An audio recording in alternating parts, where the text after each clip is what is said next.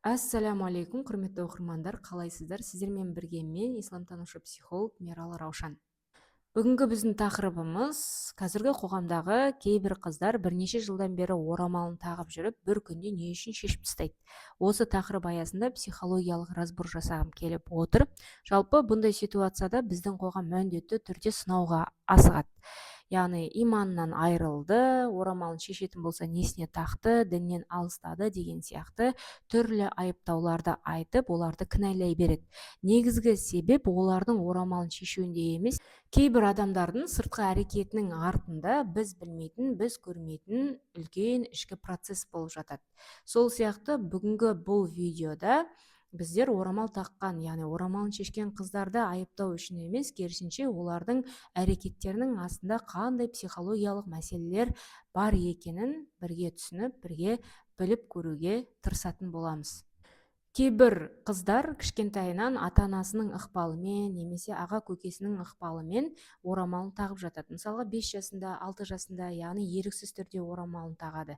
Немесе күйеуге шыққаннан кейін, тұрмыс құрғаннан кейін күйеуінің ықпалымен де орамал тағуы мүмкін. Уақыт өте келе өзінің ішкі дауысы жаңғырады. Яғни менің таңдауым қайда деген сияқты ішкі қарсылықты сезінгеннен кейін, реті келген кезде осындай шешім қабылдауы мүмкін. Екінші себеп қоғамның екі жақты бағасы. Жалпы қоғам орамал таққан қыздан мынадай бір мінездерді күтеді.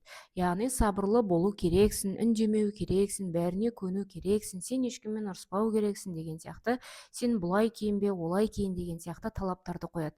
Егер де орамал таққан қыздың ішкі эмоциясы бұндай образға сәйкес келмесе, ол қыз бір күні бұдан шаршап кетуі мүмкін. Сол себепті де қолын бәріне бір сілтейді. Үшінші себеп діннен емес, діни ортадан алыстау. Кейбір адамдардың негізгі проблемасы дінде емес, керісінше қоршаған ортасындағы айыптаудан, бақылаудан, кінә артуы сияқты тәжірибелерден болуы мүмкін.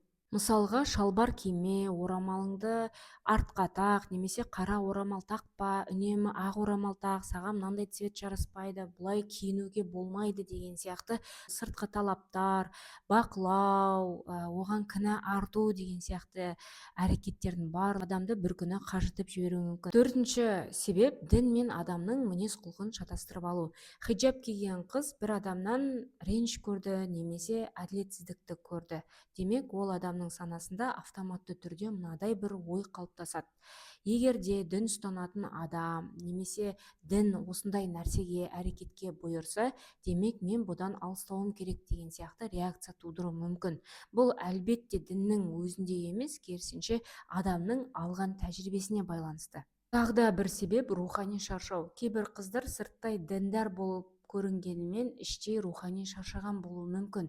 Көп нәрсені дұрыс жасауға тырысу, өзін үнемі бақылау, өзін жазғыру деген сияқты психологиялық себептердің барлығы да адамның күнделікті өмір сүруін шаршатып жіберуі мүмкін. Ең негізгі себептердің біреуі хиджабты Алла разылығы үшін емес, адамдардың разылығы үшін, яғни адамдарға көріну үшін кию. Егер адамның басты мотивациясы мынада болса, ел не деп айтады, ата-анам ренжиді, мен жақсы қыз болып көрінуім керек деген сияқты ойда болса, демек адамның ішкі сенімі мен сыртқы амалында ара қашықтық пайда болады. Ал егер де ішкі мотивация мен басқаларға жақсы көрінуім керек деген сияқты ойлар әлсіреген кезде сыртқы форманы ұстап тұру қиынырақ болады. Бірақ біз бір нәрсені білуіміз керек. Хиджабын шешкен әрбір қыздың артында психологиялық әртүрлі себептер жатуы мүмкін. Біреуінде рухани дағдарыс кезеңі, ал біреуінде психологиялық шаршау кезеңі, ал біреуінде отбасылық қысым кезеңі болса, ал біреуінде өзін-өзі таңдау, ал біреуінде тіпті мүлдем басқа жағдай болуы мүмкін. Сол себепті біз адамдарға үкім айтпастан бұрын оның себебін түсіну аса маңызды. Тым жақсы киіп жүрген хиджабыңды не үшін шешіп тастадың деп сұрағаннан көрі, сені осы шешімге не әкелді деп сұрау әлдеқайда тереңірек жауап береді. Сіздер қалай ойлайсыздар, хиджабты шешуге не түрткі болады? Діни себеп пе, әлде психологиялық және әлеуметтік себеп пе? Өз ойларыңызды комментарийге жазып бөліссеңіздер болады. Сонымен қатар тақырып ұнаса, каналға жазылып, қоңырау және лайк басуды ұмытпаңыздар.